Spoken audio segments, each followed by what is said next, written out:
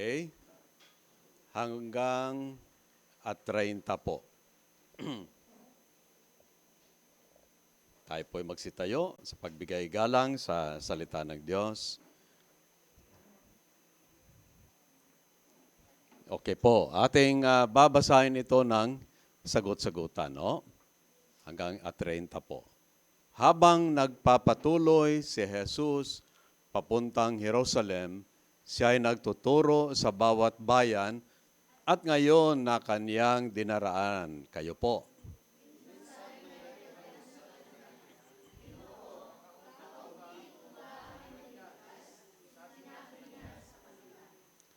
Pagsikapan ninyong makapasok sa makipot na pintuan, sinasabi ko sa inyo, marami ang magpupumilit, pumasok ngunit hindi makakapasok.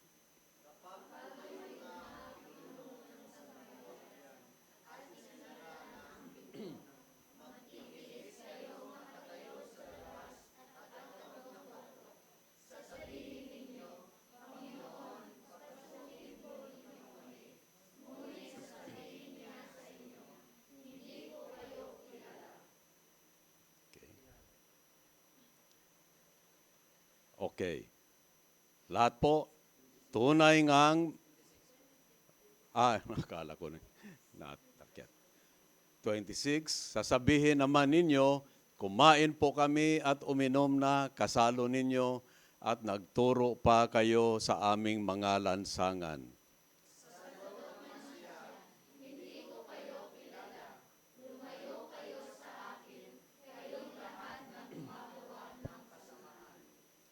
Iiyak kayo at magngangalit ang mga ngipin kapag nakita ninyong nasa kaharian ng Diyos sina Abraham, Isaac at Jacob at ang lahat ng propeta, habang kayo na may ipinagtatabuyan.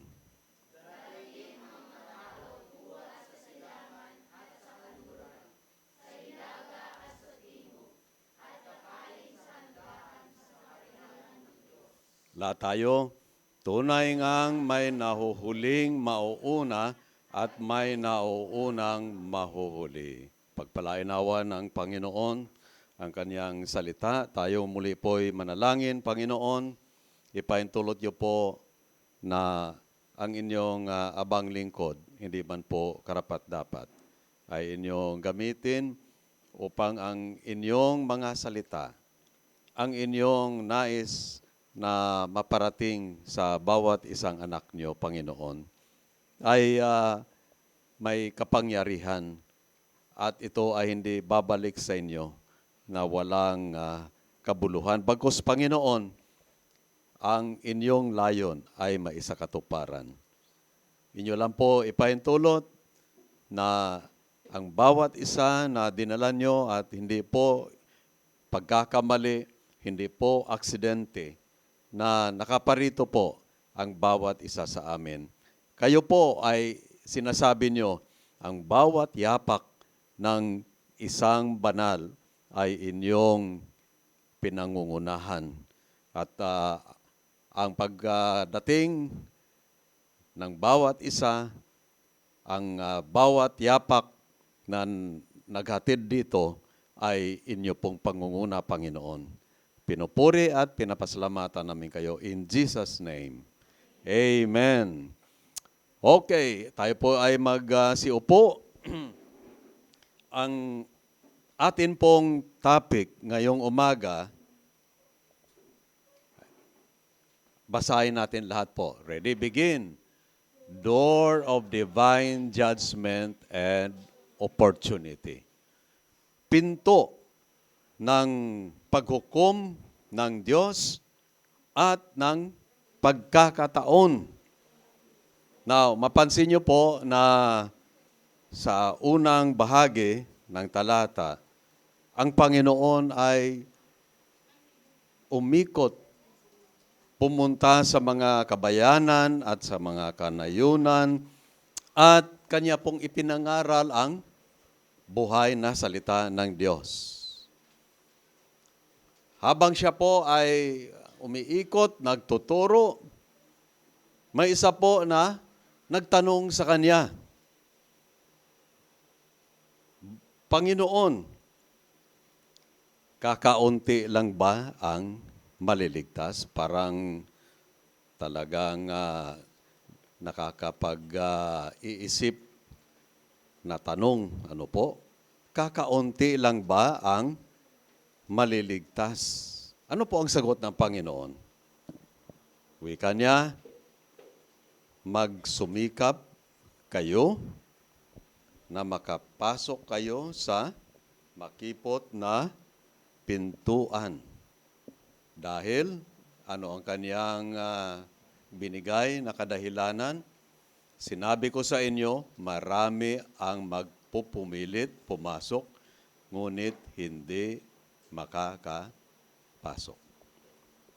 Siguro, ito pong nagtanong, nagtataka siya. Bakit hindi gaano tawagin natin yung enthusiastic o kaya hindi masyadong tinatanggap ang mga aral ng Panginoon. At yan pong ating napapansin, no? O, punta kayo dyan sa mga palengke o sa mga kanto dyan, tumayo kayo at inyo lang i-imagine, katulad sa Panginoon, kayo'y nangaral. Marami bang interesado at makikinig? Wala, lalangawin ka doon. No? Siguro itong nagtanong po, ay ganun din po ang kanyang obserbasyon. Mas marami po ang nahuhumaling, nag-i-interest sa kung ano-ano sa mga araw-araw na mga pangangailangan at mga bagay-bagay ng sanlibutan. Ang kauna-una po natin na main point, ayan po, English ito, the door is narrow. Ang pinto po ay makipot o makitid. At yan po ay sinabi din ni Mateo sa Mateo 7, 13 at saka 14 po na binabanggit diyan, pumasok kayo sa makipot na pintuan sapagkat maluwang ang pintuan at malapad ang daang papunta sa kapahamakan. At ito ang dinaraanan ng marami. Kaya sinabi ng Panginoon, ay makipot ang daan na patungo sa buhay na walang hanggan. Ngunit makipot, yan, ang pintuan at makitid ang daang papunta sa buhay. At, ano po, kakaunti ang nakakatagpo niyon. Ayun. Ito'y hindi sinagot ng Panginoon na ganito, no? Pero, si Mateo ay kanyang siguro aware siya. Isang araw, nung sila ay umikot-ikot, nag-preaching, nagpapahayag ng salita ng Diyos, siya ngayon ang nag-provide po ng katugunan doon sa katanungan. Dahil makipot ang daan, iilan lang po ang nakakapasok doon. Ngayon, hindi natin alam kung sino po ang nagtanong. Pero siguro kabahagi rin siya sa mga mananampalataya o kaya baka grupo siya ng 12, yung mga disciples. Nung ang Panginoon po ay umakyat sa langit, ilan po ang sumaksi? Alinsunod kay Pablo sa 1 Corinthians 15. Ang bilang po ng mga sumaksi sa pag-akyat ng Panginoon, 500. Talaga pong specific, definite, no? Na numero. Ilan po ang narating o naabot ng salita ng Panginoon? Isang instance lang, isang bahagi lang. nung siya po ay nagpakain ng 5,000. Yung mga Hudyo, pagka sila po ay magbibilang, ang kanila pong binibilang mga lalaki lang. Kasi po, hindi naman maari na sa isang multitude o maraming mga tao na lalaki lang bibilangin mo. Yun po ay kanilang kaugalian na para madali magbilang, lalaki lang. So, sa isang instance, 5,000 po ang nandoon. Na kung isasali pa po ang mga kababaihan at mga anak, magre-range po yan sa mga 15 hanggang 20,000. Marami. Yan. At one time, 4,000 naman ang kanyang pinakain. Yun, lalaki lang ang binilang doon. Iilan po ang mga tao na abot ng salita ng Diyos? At that time, siguro, mga ganun-ganun din na bilang. Mga 15,000 to 20,000. Now, nung sa kaduluduluhan ng ministry o paglilingkod ng Panginoon, ilan po ang nandoon na? Yung sinasabi natin na talagang mga alagad, masugid na mga alagad. Okay, 12. Oh, I mean, sorry po. 500 bukod sa 12. Now, matapos po ng ilang araw, nung nagkaroon na ng desisyon na sila po ay maghintay sa pangako ng Panginoon, umakyat po sila sa upper room, yung kalawang palapag. Ilan po ang nandoon sa taas? Ilan po? 120. Nalagasan po sila ng 380. Pakunti na pakunti. Kaya siguro, sumagi sa isipan nitong nagtatanong, sabi niya, ilan kaya? No? Kaunti lang ba kaya, Panginoon, ang maliligtas? Alam niyo po, kung sabihin natin na makipot na daan, parang ganito yon. Yung narrow life, kung tawagin natin yung buhay na makipot. Okay? Ano yung buhay na makipot? Buhay na banal. Moral na buhay. Kayong last Sunday, yung atin pong tinalakay, diretsahan, sinabi ng Panginoon. Hindi maaari na ikubli mo yan. Ilantad mo talaga kung sino ikaw at iyan ay iyong isuko sa Panginoon. Matapos noon, alam niyo ang nangyari, ang babaeng Samaritana, yun po siya ang ginamit ng Panginoon magkaroon ng revival sa bayan ng Sikar. Nadagdagan pa nga, no, noong ang Panginoong Yesus ay kanilang nakita at narinig nila. Ano yung narrow life? Makipot na daan na buhay. Oh. Maaring hindi na po nagagawa yung dating gawain na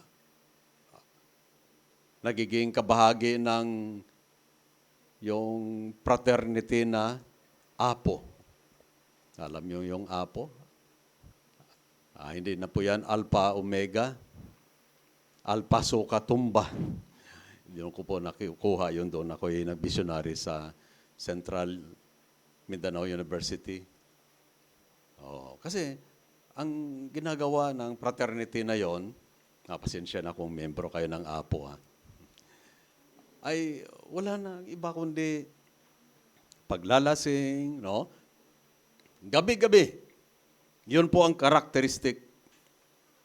Yung life of dissipation, kung sa English pa. Yung walang katuturan. Ano pa ang ating po-observe, no? Immoral na buhay. Buhay na nalulong sa mga material na mga bagay. Love of money. At ang sabi ng Bible, the love of money is the root of all evil. Kaya nga, kung may ganito po sa buhay ng isang tao, talagang kanya pong mamimiss o kaya hindi niya po matamaan ang makipot na daan o makipot na pintuan. Nalala natin na lumapit po isang mayamang tao at tinanong ang Panginoon, Panginoon, anong gagawin ko upang ako'y magkaroon ng buhay na walang hanggan? Direct to the point. No? Sabi ng Panginoon, ginagawa mo ba itong lahat? Now, meron siyang moralidad, okay? Pero wala po. Mamaya aking bibigyan ng time yan. Meron siyang moralidad, pero wala po siyang kabanalan. Wala siyang godliness, sapagkat ang godliness na yan ay nanggagaling sa Diyos mismo. Iba yung self-righteousness. No? Now, hindi natin talaga tukoy kung ano talaga ang identity niya, kung mayaman lang siya, pero hindi natin talaga check kung ano talaga siya inwardly sa kanyang puso. Yung sabi ng Panginoon na sa Beatitudes, doon po sa Mateo 5, binabanggit po diyan na yung purity of heart.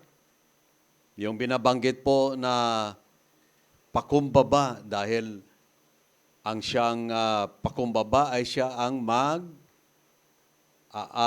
ng daigdig. Siya na humble will inherit the earth, no? Meron ba siyang ganong humility? At yun pong kapakumbabaan na yon ay yun pong pagkilala na siya ay walang magagawa kung walang Diyos sa kanyang buhay. Hindi siya makapagpatuloy. Kaya nga po, kung tuusin talaga, makipot. Nawawala yung dating buhay niya. Ang sino mang na kay Kristo Jesus ay ano po? Bagong nilalang. May bago siya na pag-ibig. Ang pag-ibig para sa Panginoon. Love the Lord with all your heart, with all thy soul, with all your mind and strength, no? May pag-ibig siya sa salita ng Panginoon. Ilan ba ang nagsasabi na sila ay sumampalataya, pero walang bahagi ang salita ng Diyos? Pagdating ng linggo, ilan ba ang excited, nagkukumahog, ay araw ng Panginoon ngayon. Ako ay, let us go unto the church, unto the house of the Lord. Lagi ko po pinapasahan kayo sa group chat natin. Today is Sunday. It is the Lord's Day. Sino-sino nakatanggap niyan? Ayun. Siguro yung iba hindi nakatanggap, kaya, today is my day. Aking araw ito, linggo, walang pasok, walang trabaho. Doon yung makita, matrace, no? Na parang makipot talaga. No? Parang ang dami mong gini-give up. Pero sa katotohanan po, yung mga bagay na yon ay isa po talaga na transformasyon, pagbabago. Ang mga dating bagay na yung iniibig natin at ating kinalulukuhan, kinahumalingan natin, wala na po yun. Bago na ang lahat. Ayan. Hindi ko makalimutan si Brother Modesto. Yun. Kahit na nanginginig boses niya, bago ang lahat. May nangyaring tunay nang tanggapin ko siya. No? Kaya nga po, yan ba na mga palatandaan na yan ba na mga description na yan, totoo sa atin? Kasi po, sa ngayon po, ang buhay ay, sabi nila po, ay characterized by liberality. No? Liberal life. Ano ibig sabihin po? Yung bang dapat walang authority sa buhay mo. Walang magsasabi sa iyo, gawin mo ito, ganun, gawin mo yan. No? Dapat ikaw lang ang magpapatakbo sa buhay mo. Wala kang Panginoon. Kaya pag ang isang tao ay pinapatanggap sa Panginoong Hesus, tanggapin niya ang Panginoong Hesus na kanyang Panginoon at tagapagligtas. Si John MacArthur, in-emphasize niya po ito. Sabi niya, hindi ko matanggap-tanggap yung sabi na easy believism, na ibig sabihin, tanggap lang sa Panginoon at palangit na siya. No. Kailangan, simula siyang tumanggap, may bago na siyang Panginoon at siya na ang nagkokontrol sa kanyang buhay. Tumanggap siya na siya ay sumampalataya. Ang dyablo pa rin ang kanyang Panginoon. Sabi niya, hindi pwede yan. Kaya nga, kanyang itinakwil yung tinatawag easy believism. Makipot po talaga. No?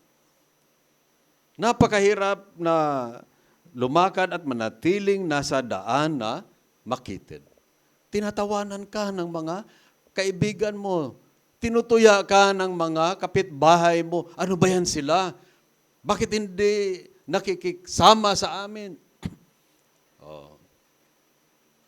Minsan, hindi naman palagi, minsan lang naman. Sabi na, okay, dyan sa labas, dadaan ka diyan. Mayroon dyan nag-uumpukan, nagiinuman. Okay, mahirap minsan na tanggihan, di ba? Kasi, baka anong sasabihin nila sa akin. Pero, yan po ang buhay na liberal. Buhay na wala sa makipot na daan. Kaya napakahirap na manatili ka na ikaw ay parang yung estranghero sa lugar na yan, na parang nagbubukod tangi ka. Kaya mahirap ba ang pumasok sa makitid na pintuan? Okay. Judging sa binibigay ko po na description, kayo po ang makakapagsagot niyan. Pangalawa po, this door could shut close. Itong pinto na ito, na makipot, patungo sa buhay na walang hanggan, maaring yan po ay magwawakas o kaya magsasarado siya. Yan po ang binabanggit mula po ng 24, basahin ko po, na sinasabi, pagsikapan ninyong makapasok sa makipot na pintuan. Sinasabi ko sa inyo, marami ang magpupumilit pumasok, ngunit hindi makakapasok. Kapag tumayo na ang pinuno ng sambahayan at sinara na ang pinto, magtitiis kayong nakatayo sa labas at katok ng katok. Sabihin ninyo, Panginoon, papasukin po ninyo kami. Ngunit sasabihin niya sa inyo, hindi ko kayo kilala. Sasabihin naman ninyo, kumain po kami at uminom na kasalo ninyo at nagturo pa kayo sa aming mga lansangan. 27, sasagot naman siya, hindi ko kayo kilala. Lumayo kayo sa akin, kayong lahat na gumagawa ng kasamaan.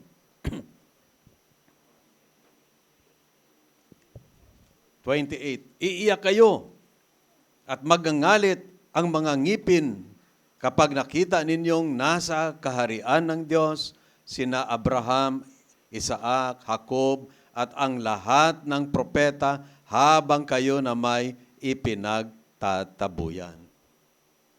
Ito po ay kaakibat o parallel ito po doon sa the parable of the virgins na makita po sa Mateo chapter 25 po, no? Verses 1 to 10. Yan po ay inyong mapapansin, no? Diyan na sila po ay 10, ang 5 ay ang tawag sa kanila mga matalino. Ang 5 naman ay anong tawag?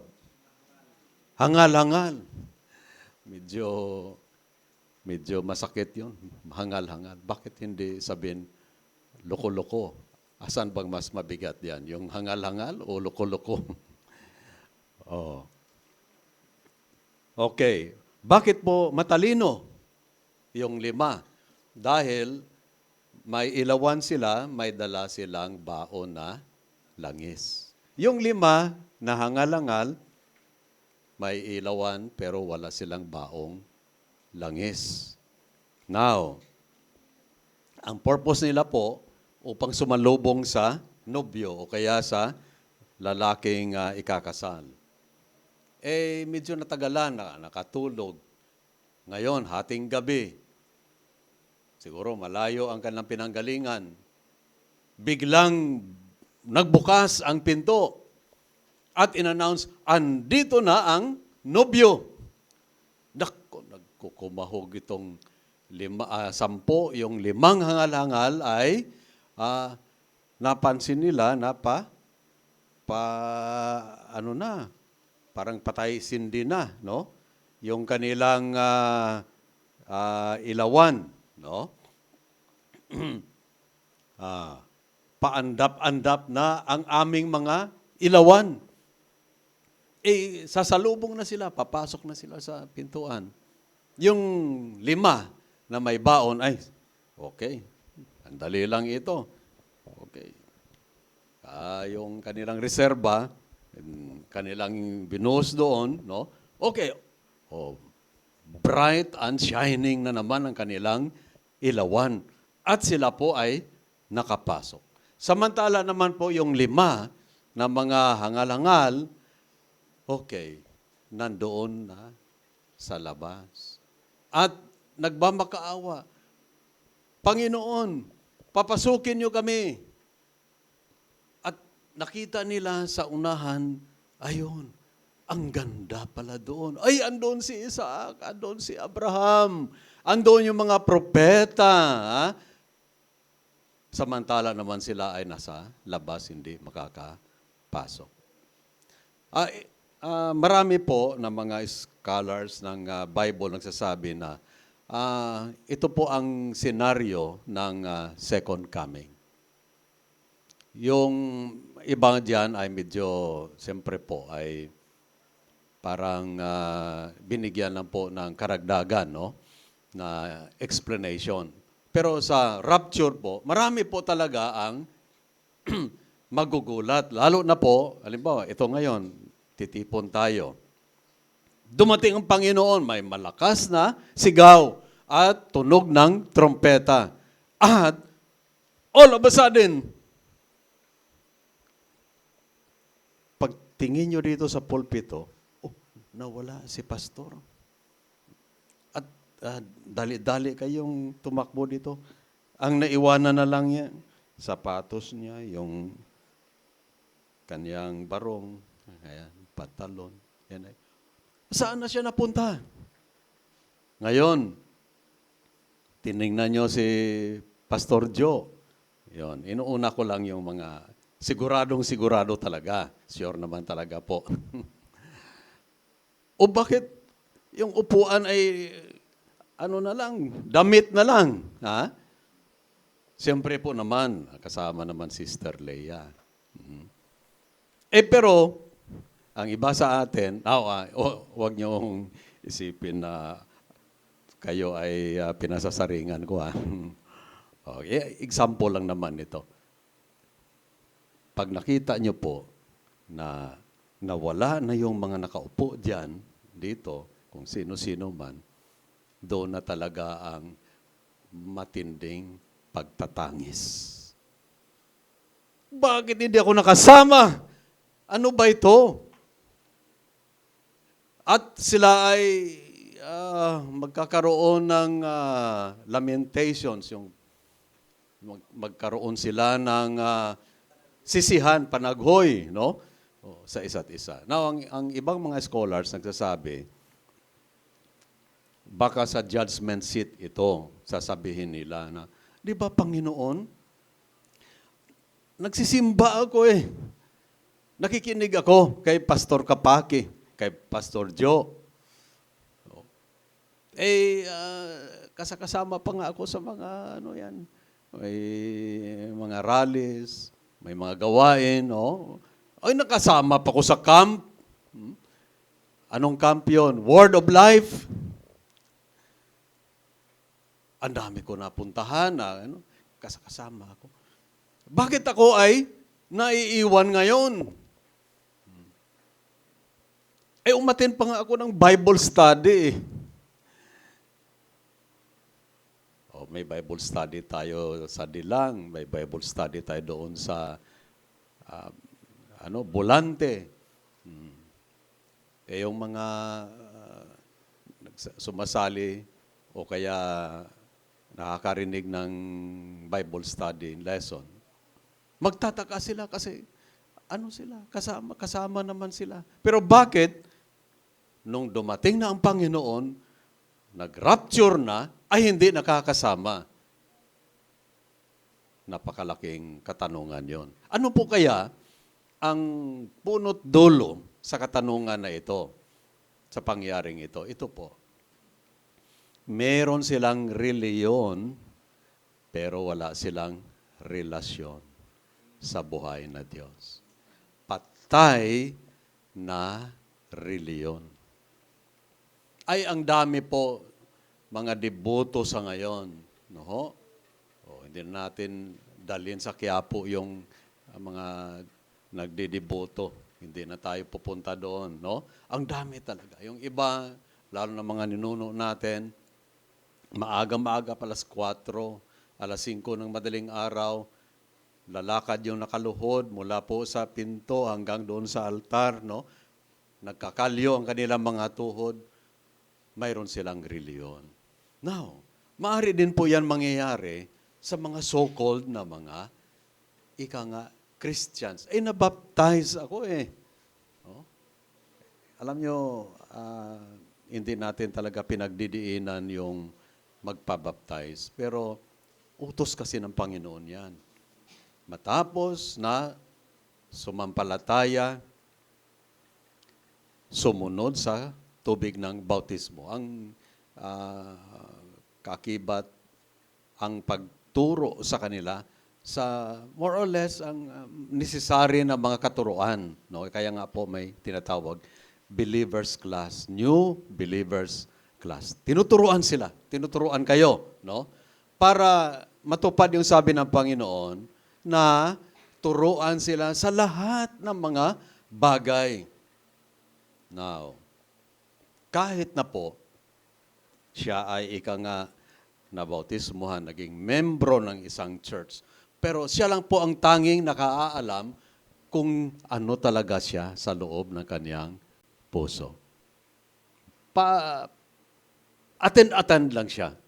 Diyan yung identify talaga, sino talaga ang tunay na may relasyon sa buhay na Diyos. Kasi ang iba, ang attendance sa loob ng church ay isang social function. Kasi para sabihin na hindi naman ako irihis. Ako ay meron naman akong identity. May church home naman ako at saka may church life ako. Pero sa loob-looban niya ay hindi ho talaga buhay ang relasyon niya sa buhay na Diyos. Yung nga pong binabanggit natin, yung mga tunay talaga na mga ligtas, tunay talaga na sila po ay may relasyon sa buhay na Diyos na kikita sa kanilang bunga. Di ho ba? Oh. Ang maganda pong parang sabihin natin, sukatan. Kung ano ikaw, kung wala ka sa presensya o company of the believers. Hindi mo kasama mga mananampalataya. Ano ikaw? Ano ka ba? Lalo na pagkasama mo ang mga hindi mananampalataya. Kaya sabi ng Panginoon, ang talagang totoo na sukatan ay ano ang kanyang buhay at ano ang bunga ng kanyang buhay. By their works or by their fruit, ye shall know them. Now, iyan naman po ay atin lang naman yung physical na perception sa labas lang.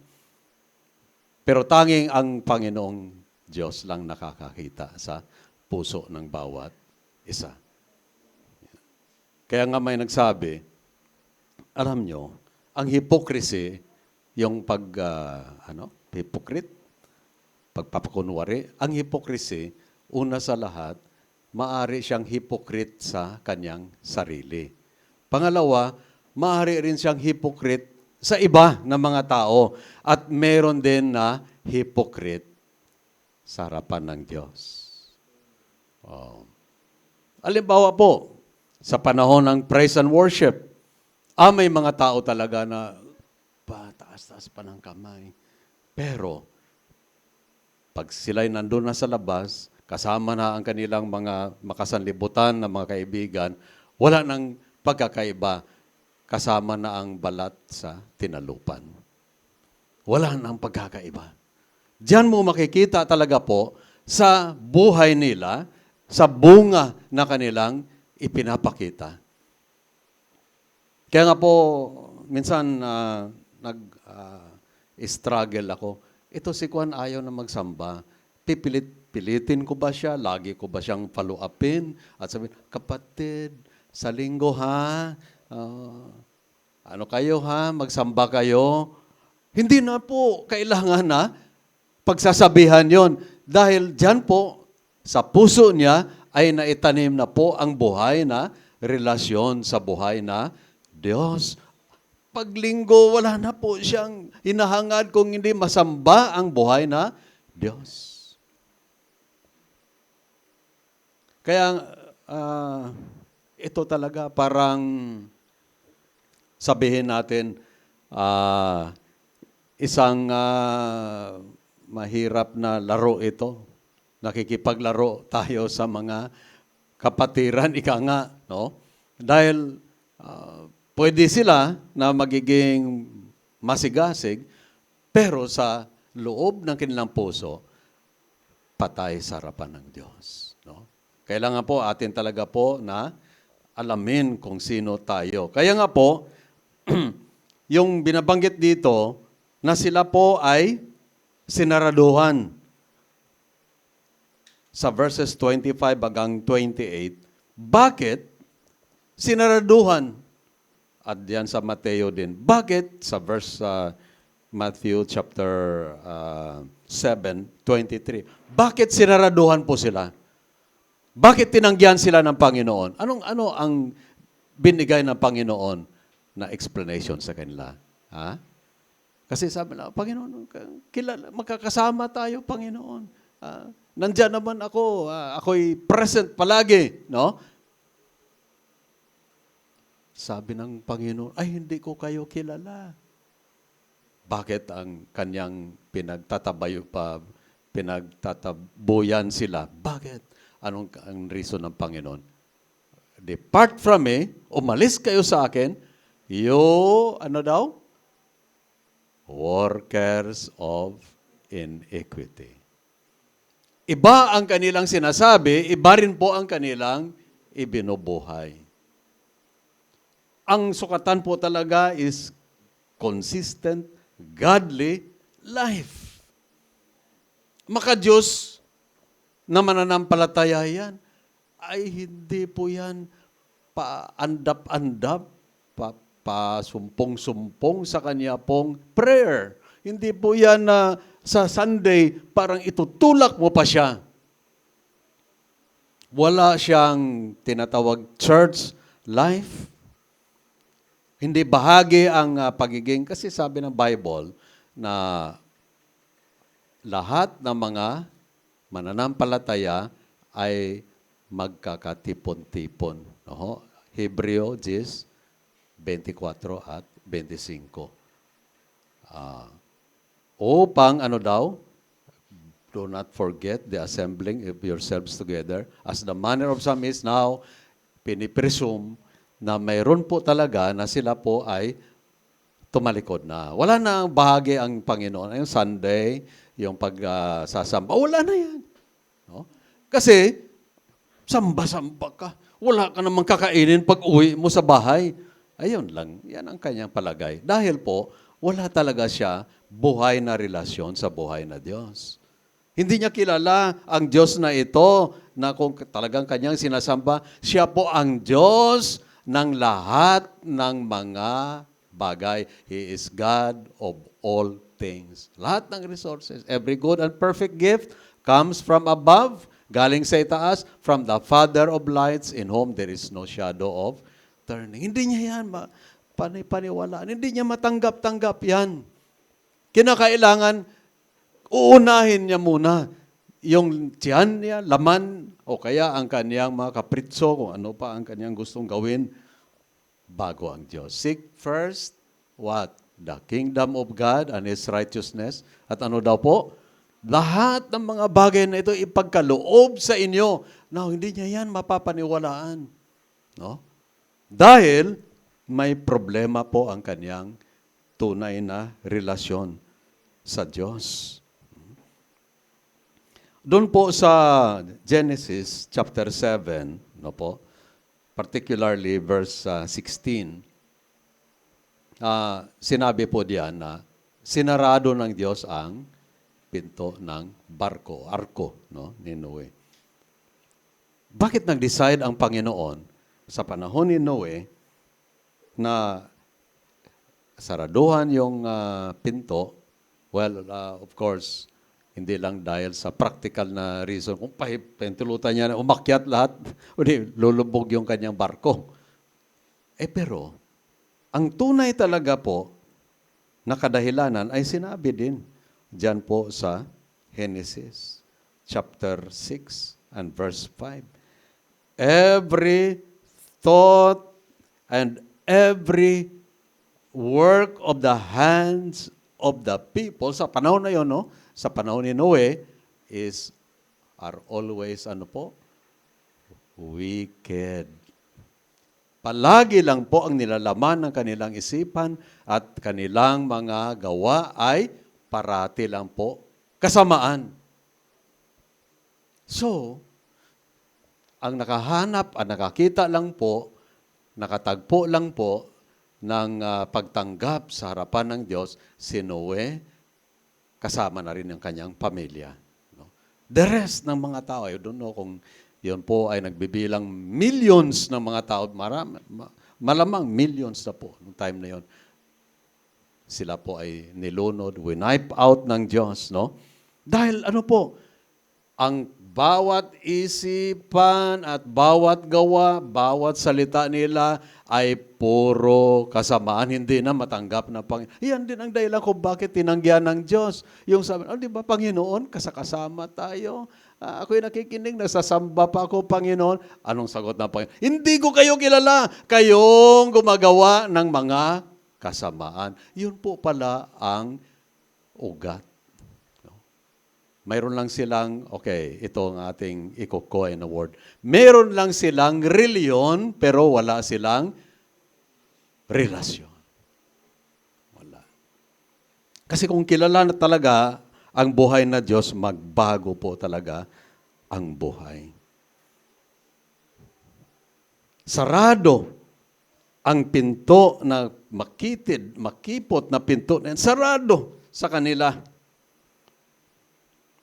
Pangatlo po,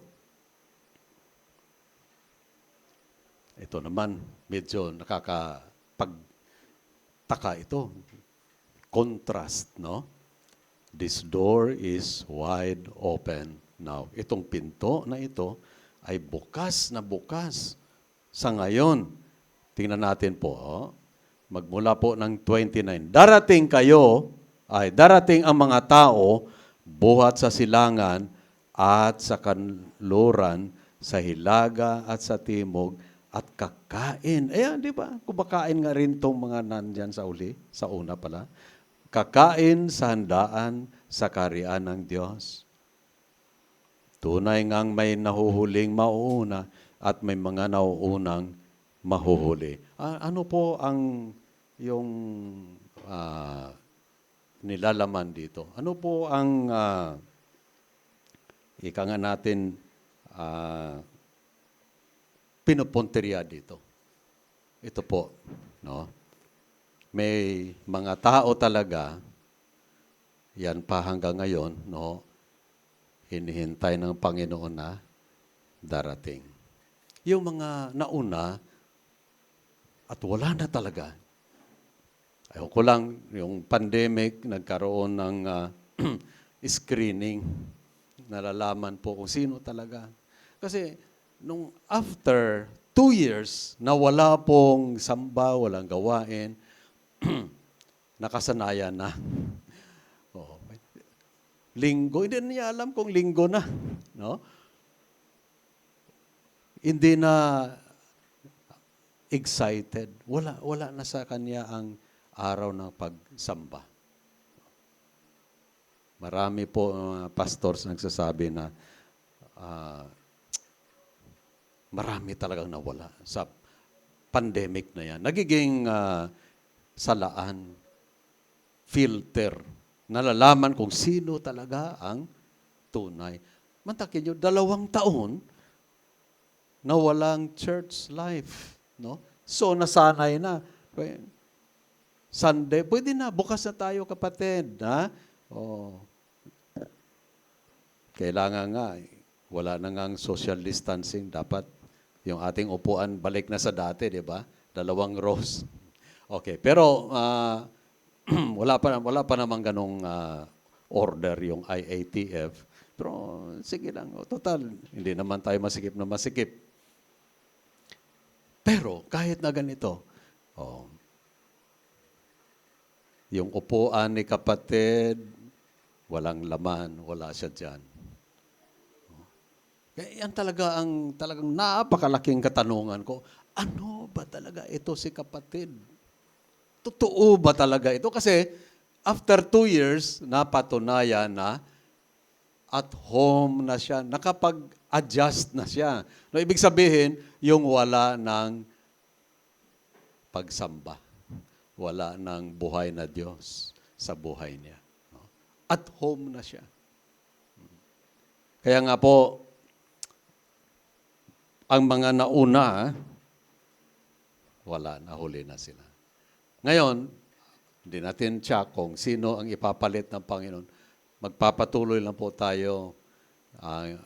Ang evangelism talaga ating pong ituloy-tuloy ito kasi maaring may mga tatawagin ng Panginoon, no, na wala pa rito, na yan ay kaniyang dadalin. The first will be last. Anong ibig sabihin? Wala na sila. Hindi nakabilang sa kaharian ng Diyos. At yung mga huli, yan, tuloy lang po tayo, no? Hanggang sa pagdating ng Panginoon, hindi natin alam kung sino pa ang liligtasin ng Panginoon dito. Huwag tayo po ay manghina, magsawa, o kaya tayo ay mahawa. Hindi nagsasamba, mataba pa rin. Ako'y nandun po sa Davao, nung nag-missionary ako doon. Yan ang kanilang laging argument. Kasi mga farmers, may mga kalabaw. Sabi, ay, pastor, ang kabaw ko, wa may sambasa, wa man lay simba-simba. Tambok mangyapon. Yan nila. O napakahirap naman. Tignan mo yung kalabaw, napakataba naman talaga, no? Pero siyempre po, mahirap baliin 'yon. O, kanilang takbo ng kanilang isip 'yon. Pero sa tunay talaga na mananamba ng Panginoon, hindi nila talaga maaring isawalang kabuluhan. Yung pong exercise, bagay na yan tungkol sa paglilingkod sa Panginoon. Naging bahagi na yan. Kahit na wala na pong physical na pananambahan doon sa kaniyang sambahayan, doon sa kaniyang kwarto, nagpapatuloy ang kanyang pakipagniig sa Panginoon. Time of prayer, panahon sa pagbabasa ng salita, pagpuri at pagsamba sa buhay na Diyos. Kung ginagawa niya yan, regularly, individually, pagsabihin mo, ay kapatid, okay, balik na tayo. Magkakaroon na tayo ng yung pananambahan, fellowship. Ay, praise God. Ha? Hindi lang ako mag-iisa na magsamba sa Panginoon. Kasama ko na ang tunay na mga mananamba ng Panginoong Diyos. Sa kauli-ulihan po, ang pinto ay tumutukoy talaga sa Panginoong Hesus. Siya lang po, I am the way, the truth, and the life. Ito po ang crux of the matter, no? May makipot, may malapad na daan, pero kung tusin talaga natin, ang talagang pinto po talaga ay siya. Kailangan talaga tayo dumaan sa Kanya. Kung tayo po ay dumako sa pahayag po, Revelation chapter 3, ito po ngayon, kakibat doon sa, reference doon po sa atin pong nabasa sa huling bahagi ng ating text.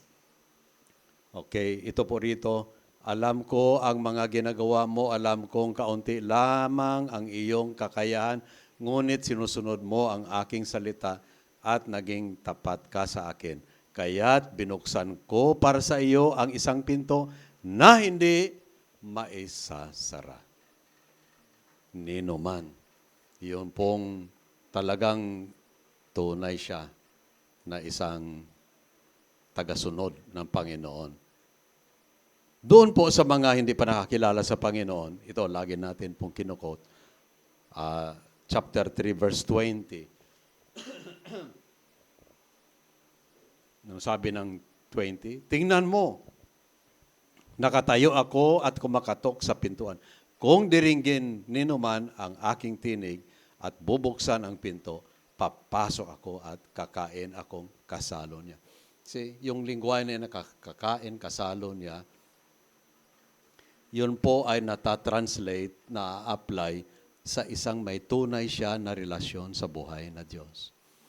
Hindi po ito physical na nagkaroon ng Lord's Supper, nagkaroon ng baptism, okay, nagkaroon ng party, kasama siya doon. Pero sa loob-looban ay hindi siya talaga kasama sa tunay na iglesia. Kaya ngayong umaga po, ito po, ang pinto ba na ito ay isang paghukom o kaya oportunidad na malaki? Kasi yung pinto na yan, bukas po yan, sabi ng Bible, doon nanggagaling pa sa north, sa norte hanggang sa south, sa east at saka sa west ay titipunin ng Panginoon. Mayroon pa na mga darating na Kanya pong ipapasok at dadaan sa pinto na makitid na yan. Kaya patuloy lang po tayo. Ngayong umaga, ito po ang kailangan natin sisiguraduhin, no? Tayo baga po ay nakapasok na diyan sa pintong yan. O kaya, ang pinto ba na yan ay nagiging paghukom para sa atin, yung sa mga binababasa at na atin tunghayan dito, nagiging judgment sa kanila. O kaya itong pinto ay nagiging opportunity sa mga tao galing sa norte, galing sa south, galing sa Isilangan at hanggang sa kanluran upang sila'y makalapit sa Panginoon. Kaya nga po, ito ay palaala sa atin. Judgment ba itong pinto o kaya ito ba ay pagkakataon? Tayo lang po ang makakasagot niyan. Tayo po ay magsitayo at tayo po ngayon magsamba sa Panginoon sa pamagitan ng ating mga tithes and offerings. At bago po niyan, atin pong ihanda ang ating mga puso. Kung may mga ilan sa atin, hindi pa po niya talaga sigurado kung siya nandun na sa loob ng pinto na yan. O kaya siya po ay naglalakwatsa doon sa maluwag na pinto at maluwag na kalsada na yan. Saan kaya tayo? Ano kaya ang ating napasukan? Yung malawak o makitid o makipot na pinto? Ayan po ang ating tatanong sa ating sarili. Tayo po ay magsamba sa Panginoon sa pamamagitan ng ating tithes and offerings. Hilingin natin si Brother Toto. Pangunahan tayo sa prayer po.